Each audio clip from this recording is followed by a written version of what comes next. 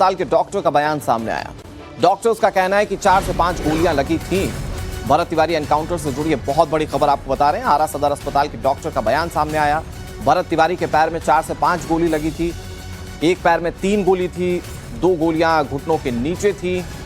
भरत के दूसरे पैर में भी गोली लगी थी। पेट या छाती पर कोई गोली नहीं लगी थी। शरीर के ऊपरी हिस्से पर गोली नहीं थी। ज्यादा खून बहने के चलते मौत हुई थी। अब इस मामले को लेकर 2 सवाल खड़े होते हैं। एक तो ये कि पुलिस ने संभवतः सिर्फ पैर में गोली मारी थी, लेकिन सवाल यह है कि पुलिस ने 3 से 4 गोलियां आखिर मारी क्यों? आया था जिसको पैर में और एब्डोमेन के नीचे वाले हिस्से में गोली लगा हुआ था।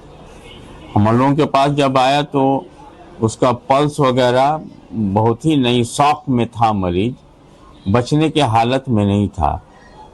बड़ी मुश्किल से हम लोग उसको जो है रिसाइसेट किए हैं। उसके बाद उसके कंडीशन थोड़ा सा इम्प्रूव हुआ है, ब्लड प्रेशर वगैरह मतलब मिलने लगा है।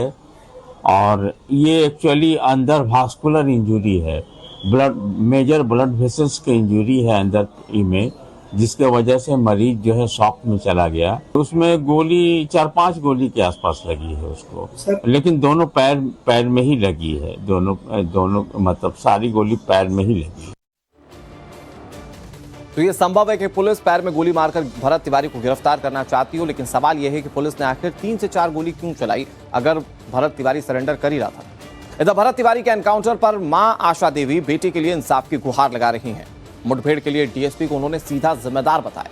भरत की मां ने दोषी पुलिसकर्मियों के लिए सीधे फांसी की सजा की मांग की। हमारा नजर में डीएसपी बा,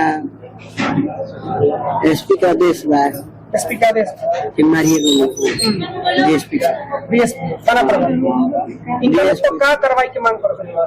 फांसी कर सीधे फांसी की मांग कर रहे हैं। तो वो केस करे खातिर आवेदन भी देने वाले तक सुनवाई नहीं कर कहिए आवेदन देने कोई बड़ी देने।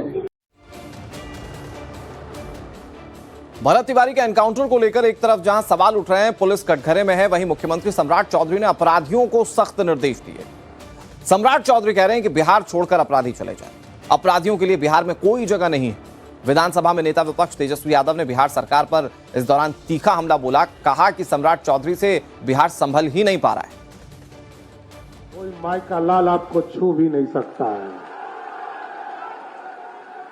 एकदम स्पष्ट रहिए, मैं कभी अपराधी के सामने झुकने वाला व्यक्ति नहीं हूं।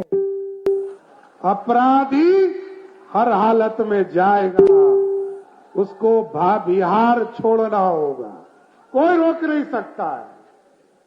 अपराधी के लिए कोई जगह नहीं है।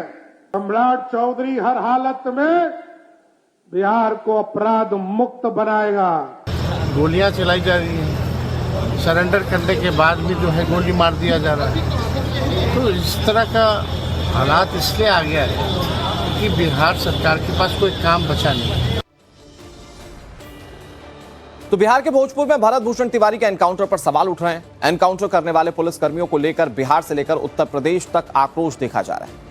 उत्तर प्रदेश के शाहजहांपुर और हमीरपुर में ब्राह्मण समाज के लोगों ने कैसे सड़क पर जोरदार प्रदर्शन किया, ये 2 तस्वीरें इस वक्त आप लोगों ने ब्राह्मण समाज के लोगों ने दोषियों पर कड़ी कार्रवाई की मांग की।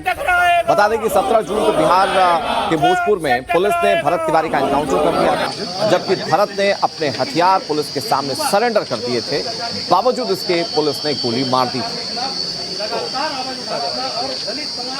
ये 2 तस्वीरें आपके सामने हैं और इसी तरह के जो प्रदर्शन हो रहे हैं, इसी तरह से जो दबाव बनाने की कोशिश की जा रही है सरकार और प्रशासन पर, उसका असर यह है कि पुलिसकर्मियों पर FIR दर्ज हो चुकी है और न्यायिक जांच इस मामले में बैठा दी गई है। रिटायर्ड जज इस मामले की जांच करेंगे, पता करेंगे कि किन सर्कमस्टेंसेस में पुलिसकर्मियों ने गोली चलाई थी।